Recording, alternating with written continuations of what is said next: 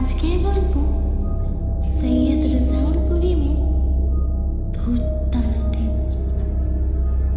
কথাটা আজগুবি শোনালেও ব্যাপারটা আদেও আজগুবি না। খালি হতে হতে গা প্রায় উজাড় হবার অবস্থা। কেউ আর থাকতে চাইছে না আধার মানিক গ্রামে। হাতে করা 25-30 ঘর আছে, যারা তারাও পালিয়ে যেতে চাইছে গ্রাম ছেড়ে। এখন তারা কোন রকমের ভয়ে ভয়ে দিন কাটাচ্ছে। সূর্য ডোবার আগে ঢুকে পড়ছে যে যার ঘরে। রাতে যতই বিপদ আপদ হোক, ঘরের বাইরে এক পাও বার করতে চায় না কেউ। এমনই ভয় ঢুকেছে তাদের মনে। তবে ভয়টা তাদের চোর ডাকাতের নয়, খুনি গুন্ডার নয়, ভয়টা অন্য স্থানে। সে ভয়টা হলো ভূতের ভয়। সেই ভূতের ভয়ে শুধু আধার নামে গ্রামের লোকজন নয়, আশপাশের 10-12টা গ্রামের লোকেরা স্বতন্ত্র। কারণ সন্ধ্যা হলেই গোটা এলাকা চলে যায় ভূতেদের হাতে। তখন আর তাদের পায়ে কি ফুটবল খেলার মতো এ পায়ে ও পায়ে লাথি মেরে বেড়ায় মানুষজনদের। ধরতে পারলে গলার টিপে ধরে জিভ বার করে ছাড়ে। চোর ডাকাতের মতো পুলিশ নিয়ে কাড়াকাড়ি করে। ভূতেদের এই দস্যিপনায় মানুষজন নাজেহাল। কিভাবে ভূতেদের হাত থেকে বাঁচা যায় তা নিয়ে চিন্তিত সকলে। এরপর ভূতেরা যদি দিনের বেলায় বার হয় তাহলে কি হবে? নানান চিন্তা ভাবনায় কপাল কুঁচকে ওঠে সকলের। ব্যাপারটা ক্রমশ খারাপের দিকে যাচ্ছে। দেখে টনক নড়ল গায়ের মাতব্বরদের, কিন্তু সন্দেহের দোলা থেকে গেল তাদের মনে। এর মধ্যে কতটা রটনা আর কতটা ঘটনা তা জানার জন্য একটা মিটিং ডেকে বসলো তারা। মিটিং এর কথা শুনে আশপাশের 10টা গ্রামের মাথারা এসে হাজির হলো আধার মানিক গ্রামে। এলো সাধারণ মানুষজন, স্থানীয় লোকজন। তারা এক এক করে বলতে শুরু করলো তাদের অভিজ্ঞতার কথা, তাদের বিপদে পড়ার কথা। মনোযোগ সহকারে সবাই শুনতে থাকলো। মুন্সিপাড়ার প্রেমচাঁদ সভায় সবার মাঝে দাঁড়িয়ে বলল, এই তো কদিন আগে মরাঘাট স্টেশন থেকে রিক্সা ভ্যান নিয়ে ফিরছিলাম। সাথে কোনো প্যাসেঞ্জার ছিল না। থাকার মধ্যে সঙ্গে ছিল 2টো ইলিশ মাছ। সে দুটোর মুখে দড়ি লাগিয়ে ভ্যানে ঝুলিয়ে নিয়ে আসছিলাম। মাঝপথে হঠাৎ শুনতে পেলাম কে যেন পিছন থেকে ডাকছে। কান খাড়া করতেই শুনতে পেলাম নাকি সুরের কথা। পিছন থেকে কে যেন বলল, কি রে প্রেম, একা একা খাবি নাকি? তোর মামাকে একটা দিবি না? কথা শুনে বুঝতে পারলাম ভূতের ভয়। তখন আমি আর নামাতে নেই। ওষুধের শক্তি এসে জুটলো আমার গায়ে। খাওয়ার বেগে ভ্যান চালাতে থাকলাম। খানা খন্ড কোথায় যে গাড়ির চাকা পড়েছে কে জানে।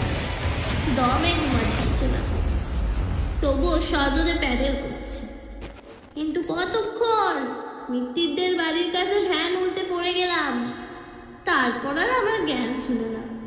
জ্ঞান ফেরার পর জানতে পারি পড়ে যাওয়ার আওয়াজ শুনে মিত্তিরদের বাড়ির লোকজনরা একসাথে আলো হাতে বেরিয়ে এলো। চোখে মুখে জল দিয়ে আমার জ্ঞান ফেরালো। আমার মুখে ইলিশ মাছের গল্প শুনে তারাও হতবাক। আলো দিয়ে চারপাশটা ভালো করে খুঁজে দেখলো, কিন্তু ইলিশ মাছের টিকিটিও খুঁজে পাওয়া গেল না কোথাও। নিশিপুরের প্রদীপিসি বলল, বলো না বাবা, এমন দেব ভূত জন্মে দেখিনি। কোথা থেকে উড়ে এসে বসেছে কে জানে। একবার নয়, দুবার নয়, তিনবার নয়, আমার মুখোমুখি হয়েছিল একদম ভোর সন্ধ্যা। দেখতে বেশ লম্বা, হাড় ঝুঁকছে শরীর, পাকাটির মতো শরীরের দিকে ঠ্যাং। বুঝতে পারিনি প্রথমে ছেলেটা মানুষ না ভূত। গলার আওয়াজটা শুনে বুঝতে পারলাম ব্যাটা শিয়ানা ভূত। আমাকে বলে কি না, শাদি আমার সাথে করবি শাদি। ইচ্ছে হলো ঝাঁটা মেরে মুখটা দিয়ে, কিন্তু কোমরের কাপড়টা গুজে দাঁড়াতে লম্বা লম্বা পা ফেলিয়ে চুপ পালিয়ে গেল। ধরতে পারলাম না দেবতাকে। সারা 2 ঘন্টা ধরে গ্রামবাসীদের বক্তব্য শুনল মাতব্বর। কেউ বলল এসব বুঝলো কি, এসব অসৎ লোকের কাজ। কেউ বলল ব্যবস্থা করলে সবকিছু ধরা পড়ে যাবে। কেউ বলল পুলিশে খবর দাও, দুধ কা দুধ, পান কা পান, সব আলাদা করে দেব। প্রতিবাদ করে অন্য একজন বলল পুলিশ কি করবে শুনি? সেদিনের ঘটনার কথা মনে নেই? রাস্তায় জিপ রেখে গ্রামে রেড করতে ঢুকেছিল পুলিশ। ঘন্টাখানেক পরে আসামি নিয়ে ফিরে এসে দেখে গাড়ি নেই। গাড়ি কোথায় এলো? খোঁজ খোঁজ, অন্ধকারে এদিক ওদিক খুঁজে পাওয়া গেল না। কিন্তু গাড়ির টিকিও পাওয়া গেল না। অনেকক্ষণ পরে হঠাৎ ইঞ্জিনের আওয়াজ, কান খাড়া করে শুনল সকলে।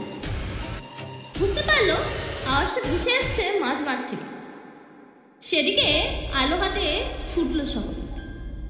গিয়ে যা দেখলো তাতে গায়ের রক্ত হিম হয়ে গেল। সকলে পিলে চমকে উঠল, মুখের ভাষা হারিয়ে গেল। ছানা বড়া চোখে দেখলো তারা ড্রাইভার ছাড়া নিজে নিজেই চলছে গাড়িটা। তার কাছে যাবে কেউ এমন সাহস কারো হলো না। অন্ধকারে কে একজন বলল শিমুলতলার ভূতনাথ পন্থীকে ডেকে নিয়ে এসো, সব ঠিক করে দেবে। ভূত প্রেতের সাথেও যোগাযোগ আছে। উপায়ন্তর না দেখে মাঝরাতে বাড়ি থেকে ভূতনাথ পন্থীকে তুলে নিয়ে এলো বড়বাবুর লোকজন। তাকে দেখে বড়বাবু তো হতবাক। রোগা লিগলিকে চেহারা, সরু সরু ঠ্যাং, কঠোরগত চোখ। দেখলে মনে হবে ভূতনাথ নয়, শিমুলতলার শিমুল গাছের কেচ্ছো ভূত।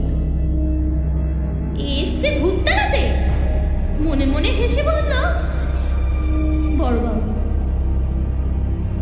কিছুক্ষণ পরে সে হাসি তার মিলিয়ে গেল মুখে। ফুল বাতাসা গঙ্গা জল ছিটিয়ে ইরিং বিরিং করে কিসব মন্ত্র পাঠ করলো। এক গাড়ি ভূত এসে হাজির হলো তার সামনে। চোখে তাদের দেখা গেল না বটে, তবে আওয়াজ শুনে বোঝা গেল তারা এসছে। ভূতনাথ বদ্যি তাদের সঙ্গে কথাবার্তা বলল, ঝগড়াঝাগড়ি করলো, ভয়ও দেখালো। অবশ্য সে গাড়ি ছেড়ে পালিয়ে গেল ভূত। দেখে হতবাক হয়ে গেলেন বড়বাবু। গাড়ি ছেড়ে ভূত পালালে কি হবে? ভূতের বয়ে কোন সিপাই গাড়িতে উঠতে চাইল না। বড়বাবুরও সাহসে কুলাচ্ছিল না একা একা গাড়িতে উঠতে। শেষে ভূতনাথ বদ্যি গাড়িতে উঠল। তাকে দেখে আর সকলে উঠল গাড়িতে। ভূতনাথকে বাড়িতে পৌঁছে দিয়েই তবে থানায় ফিরল বড়বাবু। গল্প শুনে গায়ের লোকেরা বলল তাহলে ভূতনাথ বদ্যিকে ডেকে আনতে হয়। সে যদি এত ভালো ভূতের কারবারি হয় তাহলে আর কিসের আমাদের ভূতের হাত থেকে বাঁচাবে। তাকে আমরা বিমুখ করব না, যোগ্য সম্মান তাকে দেব আমরা। 20 তোলা সোনা, তার সাথে 20,000 টাকা বকশিস দেব তাকে। ভূতনাথ বদ্যিকে বাড়ি থেকে ডাকতে হলো না। মিটিংয়ের মাঝখানে মাথা নিচু করে বসেছিল সে। তাকে সকলে মিলে ধরাধরি করে সামনে নিয়ে গিয়ে বসালো। অনেক রাত পর্যন্ত নানা বিষয়ে আলাপ আলোচনা হলো। পরদিন সকালে চাহিদা মতো সরা সমেত 12টা হাঁড়ি, 12 কেজি সরিষার তেল, 12 কেজি ঘি, 12টা নতুন কাপড়, 12টা গামছা, 12টা আনাজপাতি সব কিনে নিয়ে আসা হলো। 12 ভূতে 12টা বাজাচ্ছে গান। তাদের গরম তেলে ফুটিয়ে মারবে বলে এত সব আয়োজন। সন্ধ্যা থেকেই শ্মশান ঘাট সরসপরল, যজ্ঞের আগুন জ্বলছে দাও দাও করে, ঘিয়ে পুড়ছে কাঠ, গন্ধে ভরপুর হয়ে উঠেছে শ্মশান ঘাট। গ্রামের লোকজন সব জড়ো হয়েছে ভূতনাথ বদ্যির ভূত ধরা দেখতে।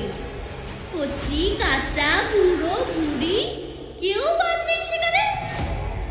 ভূতনাথ বদ্যি এখন অন্য মানুষ, তাকে চেনা দুষ্কর।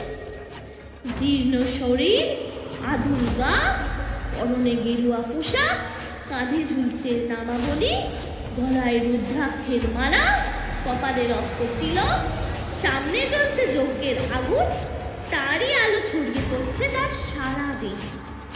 ক্রোধে জ্বলছে তার সারা শরীর, রক্তাক্ত চোখ দিয়ে ঝরে পড়ছে ক্রোধের অভিব্যক্তি।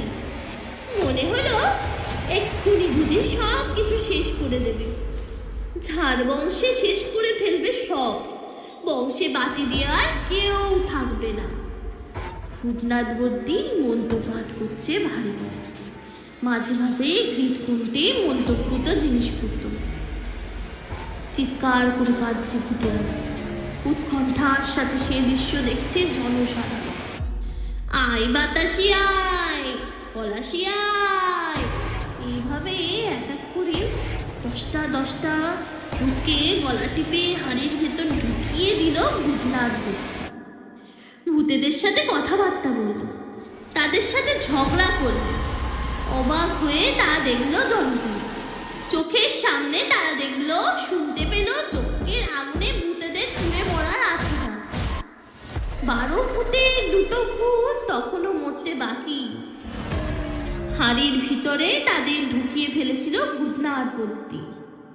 ভিতরে তারা পাগলের মতো ছটফট করছিল আর চিৎকার করে বলল, বাবু, মোরা তোর গায়ের লাগে কোনো ক্ষতি করি নাই, মোরা তোমারও গায়ের ভূত, মিছা মিছা আমাদের মারি কি লাভ তোমাদের? ভূতনাথ বদ্যি বলল, তোরা যে আমাদের গায়ের তা প্রমাণ কি? তোদের নাম কি? গায়ের সব ভাইকে মোরা চিনি, ওই তো সামনে বসে আছে চন্দন, রমেশ, মৃদু, পায়েল, ওরা মুখে চেনে, মোর নাম সন্টে। এক ভূত সাথে সাথে বলল। অপর ভূত বলল, মোর নাম ফটকে। নাম শুনেই চমকে উঠল গায়ের লোকজন। ওরা দুজনে সত্যই আধার মানে গ্রামের ছেলে। ওরা ছিল দুজনে অন্তরঙ্গ বন্ধু, খুব গরিব। দুবেলা দুমুঠো আহার জুটত না মুখে। একজন ইলেকট্রিক তার চুরি করতে গিয়ে শক খেয়ে মারা গিয়েছিল।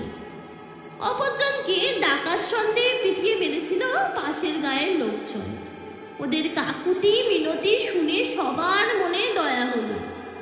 সকলে মিলে অনুরোধ করলো ভূতনাথ বদ্যিকে, ওদের দুজনকে মেরো না, ওদের বরং বন্দি করে রাখো হাড়িতে। ভূতনাথ বদ্যি খানিকক্ষণ ঘুম মেরে ভাবল, তারপর এক সময় বলল, এই হাড়িতেই ওদের বন্দি করে রাখতে পারি, কিন্তু হাঁড়ি ভেঙে ফেললে সর্বনাশ, ওরা তখন গায়ের হাঁড়ি ভেঙে দেবে। বিজ্ঞজনেরা বললেন, না না, হাঁড়ি ভাঙবে কেন? একটা ভালো সংরক্ষিত জায়গা দেখে সেখানে রাখতে হবে, কিন্তু সংরক্ষিত জায়গা কোনটা? এটা নিয়ে অনেক তর্ক বিতর্ক হল। কেউ বাঁশবনে, কেউ কারো বাড়ির ধারে কাছে হাঁড়ি রাখতে চাইল না। অবশেষে হাঁড়ি দুটোর স্থান হলো সরকারি বাঁশবনে। গায়ের লোক যত্ন করে হাড়ি দুটো বেঁধে রেখে এলো সেখানে। কদিন যেতে না যেতেই গায়ের লোকেরা বুঝতে পারলো গায়ের পরিস্থিতি, টের পেল ভূত প্রেতের অনুপস্থিতি। কোথাও কোনো উৎপাত নেই, কারো ঘাড়ে হাত রাখছে না ভূত, কারো চুল ধরে টানছে না, মুখে হাসি ফুটলো আধার মানে গ্রামের লোকজন। তারা রাত দুপুরে নির্ভয়ে একা একা চলাফেরা করতে লাগলো। কিন্তু 2 মাস যেতে না যেতেই আবার গোল বাঁধল। সেদিন নতুন হাটে কাপড় চোপড় বেচে রাত 11টা নাগাদ বাড়ি ফিরছিল রসিক বাবু। হঠাৎ বেরসিকের মতো পেছন থেকে কে যেন হেরে গোলায় বলে উঠল, রসিক জেঠু, আমার টাকাটা তো ফেরত দিলে না। গলাটা ছিল ফটিকের, কিন্তু ফটিক তো মারা গেছে অনেক দিন আগে। মাঝে ভূত হয়ে জ্বালাতন করছিল, ভূতনাথ বন্দি তাকে হাড়ির ভিতরে বন্দি করে রেখেছে। কে আসবে কোথা থেকে, কোন বদমায়ের ছেলেপুলে না তো? তাই রসিক বাবু চিৎকার করে উঠল, কিসের টাকা? কিন্তু মুখ ভরাতে রক্তহীন হয়ে গেল তার, গায়ের লোম হয়ে উঠল খাড়া, কথা গেল হারিয়ে, থরথর করে কেঁপে উঠল তার সারা শরীর। চোখের সামনে দেখতে পেল ফটিককে, শরীরে তার এক বিন্দু মাংস নেই, শুধু হাড় আর হাড়। চাঁদের আলোতে রূপোর মতো চকচক করছে সব। ফটিকের কাছ থেকে 20 টাকা ধার নিয়েছিল, একথা ঠিক, কিন্তু নিয়ে আর অযথা বিব্রত করতে হবে না রসিক বাবু। ফটিক বলল, রথের মেলায় খুচরো ছিল না, 20 টাকা দিলাম, মনে নেই? ব্যাপারটা বেগতিক বুঝে সাথে সাথে মানিব্যাগ থেকে একটা 20 টাকার নোট বার করে ধরিয়ে দিল ফটিকের। খুশি হয়ে ফটিকেও দাও হলো। আতঙ্কে জড়সড় হয়ে ঘরে ফিরল রসিকবাবু। গল্পটা আর চাপা থাকল না। ঘরের গল্প এক সময় বাইরে গেল, তারপর এ মুখ সে মুখ হয়ে গোটা গ্রামে রটে গেল ব্যাপারটা।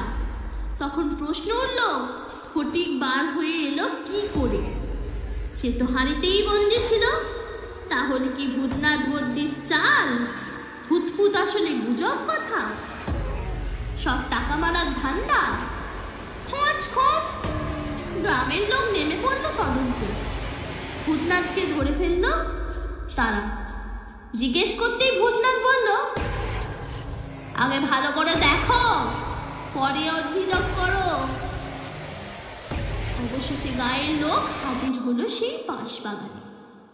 দেখলো হাড়ি ঝুলে আছে ঠিকই, কিন্তু ফুটো হয়ে গেছে নিচের দিকটা। বুঝতে আর কারো বাকি রইল না, হাড়ির তলা দিয়ে বার হয়েছে ফটকে। কিন্তু প্রশ্ন থেকে গেল, কে ফুটো করলো হাড়িটা? অন্তর তদন্ত করতে শুরু করলো নিজেদের মধ্যে। খুঁজতে খুঁজতে পাওয়া গেল আসল রহস্য। গত বুধবার লালবাবুর 2 ছেলে ঢুকেছিল বাঁশবনে। পাখির বাসা ভেবে ঢিল ছুঁড়ে দিল হাড়ির লক্ষ্য করে, তাতেই একটা হাড়ির তলা ভেঙে গেছে। খবরটা যখন রটে গেল, তখন আর যায় কোথায়? গায়ের অধিকাংশ লোকজন বলতে শুরু করলো, লালবাবু ইচ্ছে করে তার ছেলেদের পাঠিয়েছে হাড়ি ভাঙার জন্য। হাড়ি ভাঙলেই ওনার লাভ, গ্রামের লোকজন গ্রাম ছাড়া হবে, উনি জমি কিনবেন কম দামে, ওটাই ওনার চাই। এর যোগ্য শাস্তি আমরা চাই। লালবাবুর লোকজনেরা ওদেরকে বোঝাবার চেষ্টা করে, এটা একটা নিছক দুর্ঘটনা। কিন্তু কে কার কথা শুনে? দেখতে দেখতে গ্রামটা ভাগ হয়ে গেল 2 দলে। আগুনের মতো ছড়িয়ে পড়ল গুজব। একদিন লাঠি বল্লম নিয়ে মুখোমুখি দাঁড়িয়ে পড়ল দু দলে। শুরু হয়ে গেল বাগযুদ্ধ, শুধু একটা ভূতের জন্য। রাত 12টা নাগাদ বড়বাবু যখন গ্রামে গিয়ে পৌঁছলেন, তখন বড় পুকুরের দুই পাশে শয়ে শয়ে লোকজন দাঁড়িয়ে আছে, হাতে তাদের লাঠি বল্লম। বড়বাবুকে দেখে তাদের সাহস বেড়ে গেল। একে অপরের বিরুদ্ধে সোচ্চার হয়ে উঠল সজোরে। স্লোগান আর হুঙ্কারে ভরে গেল আকাশ বাতাস। বড়বাবু দেখলেন মহা বিপদ। একবার যদি সম্মুখ সমরে লেগে পড়ে, তাহলে আর বিপদের সীমা থাকবে না। কতজন লোকজনের যে জীবন যাবে তার কোনো হিসাব নেই। 4 জন পুলিশ নিয়ে তিনি যে অবস্থার সামাল দেবেন, এটাও কল্পনাতীত। মনে মনে কয়েক মিনিট চিন্তা করে নিলেন। তারপর শিবের মতো বসে পড়লেন পুকুরের অপর পারে। 2 সহচরকে কানে কানে পরামর্শ দিলেন। নন্দী ভিঙ্গি তা শুনে গুটি গুটি পায়ে চলে গেল 2 পক্ষে। শুরু করে দিল তাদের প্রক্রিয়া।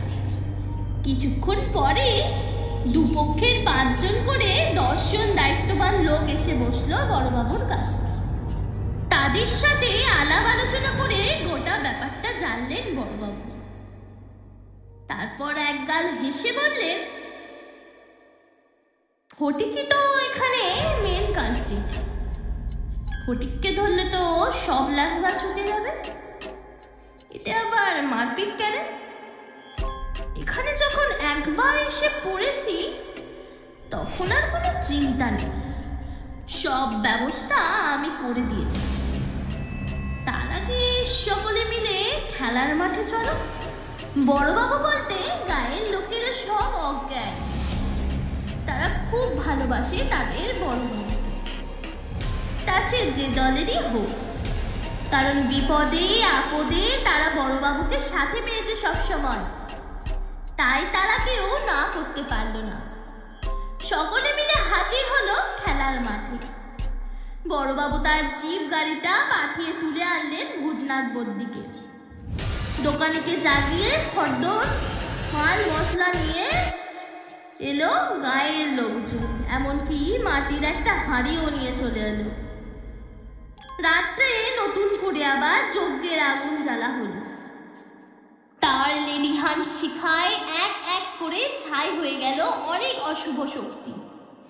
নিঃশব্দে গায়ের মানুষ উপভোগ করতে থাকলো ভূতনাথ বদ্দির অপরাজেয় মন্ত্র শক্তি। তারপর কোথা থেকে কি হলো কে জানে। আকাশ কাঁপিয়ে কে যেন চিৎকার করে উঠল, বাবু বাঁচাও আমাদের বাবু, আমি মরে যাব। হঠাৎ এরকম আর্তনাদ শুনে স্তম্ভিত হয়ে গেল সকলে। নিস্তব্ধতা ভেঙে খান খান হয়ে গেল মুহূর্তে।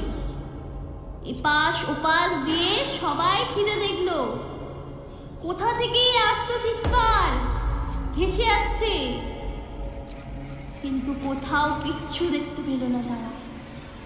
ভূতনাথ বদ্দি চিৎকার করে বলল, এখন তোকে কেউ বাঁচাতে আসবে না ফটিক, তোকে আজ আচার মেরেই ফেলবো। না বাবু, আমি কোনো দোষ করিনি বাবু, কারোর সাথে ঝগড়াঝাটি করিনি, কারোর ঘাড় ভাঙিনি, শুধু আমার পাওনা টাকাটা চেয়েছিলাম বাবু। বেটা, তুই টাকাটা নিয়ে করবিটা কি? ওসব কাগজের নোট নিয়ে তোর কি হবে? তোদের বাজারে ওসব চলে না নাকি? যত সব বদমাইশি তোর। আজ তোর একদিন কি আমার একদিন। না বাবু, এবারের মতো ক্ষমা ঘেন্না করে দিন। সত্যি তো টাকাটা নিয়ে আমি কি করবো, শুধু ওই খেদিটার জন্য। তা খেদির জন্য হঠাৎ করে তোর একটা দরদ উঠলো কেন? হেংচিকেতে ভূতনাথ জানতে চাইল। কাচুমাচু হয়ে ফটিক বলল, কি আর এমনি উঠলে ওঠে বাবু, এ জন্মে তো সব কিছু শেষ হয়ে গেল। পর জন্মে যাতে পেতনি হয়ে। ফটিকের মুখের কথা কেড়ে ভূতনাথ বলল, তোমার ধান্দা তো খুব খারাপ। দেখছি এখন তোমায় কোন খেদি বাঁচাতে আসে। ভূতনাথ বদ্যির কথা শুনে ভেউ ভেউ করে কেঁদে উঠল ফটিক। কেউ কোনো কান্নায় ভূতনাথের কর্ণকুহুরে প্রবেশ করল না। ভূতনাথ মনে মনে সিদ্ধান্ত নিয়েই ফেলল ওকে পুড়িয়ে মারবে। তাই ফটিকের গলা টিপে আগুনের মধ্যে ঢোকাতে গেল। ঠিক সেই সময় কোথায় ছিল কে জানে, হঠাৎ খেদি এসে ঝাঁপিয়ে পড়ল ভূতনাথ বদ্যির পায়ে। বাবু, ওকে এবারের মতো মাফ করে দিন বলে কান্নায় ভেঙে পড়ল খেদি। ভূতনাথ বদ্যি মাথা নাড়ল, বলল হবে না। অনেক অনুনয় বিনয় করল খেদি, কিন্তু বরফ বলল না একটু। অগত্যা উপায়ন্তর না দেখে খেদিও বেঁকে বসল। ধমকের সুরে বলল, ওকে যদি আগুনে পুড়িয়ে মারো তাহলে আমি ওই যজ্ঞের আগুনে পুড়ে মরব। নাটক বেশ জমে উঠল। দৃশ্য দেখে দম বন্ধ হয়ে যাবার জোগাড় অনেকের। ভূত নিয়ে এরকম টানাটানি হয় বাপের জন্মে দেখিনি এমনটা। অধীর আগ্রহে তাই তারা অপেক্ষা করছিল। ডুবেছিল নাটকীয় প্রতিঘাতে। খেদির মনে দৃঢ়তা, তার কান্না দেখে গ্রামবাসীর মনে দয়া হলো। হাজারো খেদি তাদের ঘরের মেয়ে, তার ভালোবাসার মৃত্যু হবে যজ্ঞের আগুনে, একথা ভাবতেই গাটা শিউরে উঠল সবার। আবার ফটিক এভাবে জ্বালাতন করে বেড়াবে এটাও মেনে নিতে চাইল না কেউ। অগত্যা উপায়ন্তর না দেখে বড় বাবুর শরণাপন্ন হয়ে উঠল সকলে।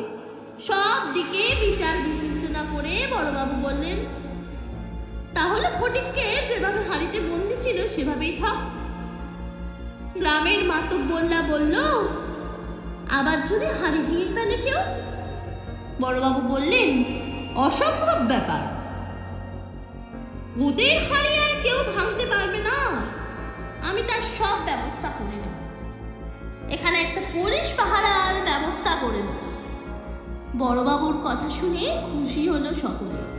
তার কথা মতো কাজ হলো। ভূতনাথ বদ্যি জোর করে হাড়ির ভিতর ঢুকিয়ে দিল ফটিককে। যজ্ঞ শেষে হাড়িটা নিয়ে গিয়ে বেঁধে দেওয়া হলো বাঁশ বলে। পাহাড়ে দেওয়ার জন্য দুজন সশক্ত পুলিশ বসিয়ে দিলেন বড়বাবু। গ্রামে শান্তি ফিরে এলো। খুশি হলো মানুষজন। বড়বাবুকে ধন্যবাদ জানাতে ভুলল না কেউ। সাথে সাথে অনুরোধও করল, স্যার দয়া করে ভূতনাথ বদ্যিকে একটু বাড়ি পৌঁছে দেবেন।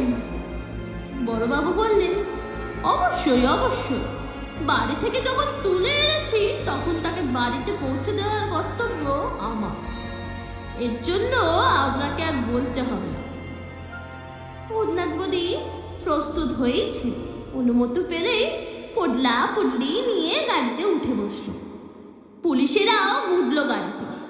গ্রামের লোকজন ফিরতে শুরু করলো তাদের বাড়ির অভিমুখে। অবশেষে বড়বাবু উঠলেন গাড়িতে।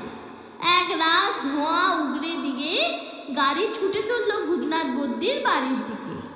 পথে যেতে যেতে এক সময় নিঃশব্দতা ভেবে বড়বাবু বললেন, ভূতনাথ বাবু। আজ্ঞে স্যার। আপনি আবার কবে থেকে রক্ত করেছেন এ বিদ্যে? কি বিদ্যে স্যার?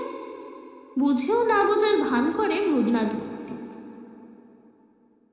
মুখ না নেড়ে ভূতের মতো গলা করে কথা বলার বিদ্যে, মানে ভেন্ট্রিলোকুইজম। দয়া করে কাউকে বলবেন না স্যার। ওরা যদি জানতে পারে তাহলে আমার হাত পা গুঁড়ো করে রেখে দেবে। ভূতনাথের গলায় ঝরে পড়ল আশঙ্কার সুর। তারপর এক সময় উদাস চিত্তে শবত্তক্তি করার মতো বলল, কি করব স্যার, পেটের দায়ে এ পথে নামতে বাধ্য হয়েছি।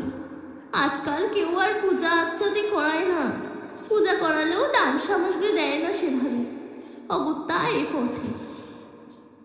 ঠিক আছে, এ ব্যাপারে আমি মুখ খুলব না, তবে সাবধান, দয়া করে হাঁড়ি ফাটিয়ে রোজগারের চেষ্টা করো না, তাহলে তোমার হাঁড়ি আমি ভেঙে দেবো হাটে। তবে আমাকে দোষ দিও না।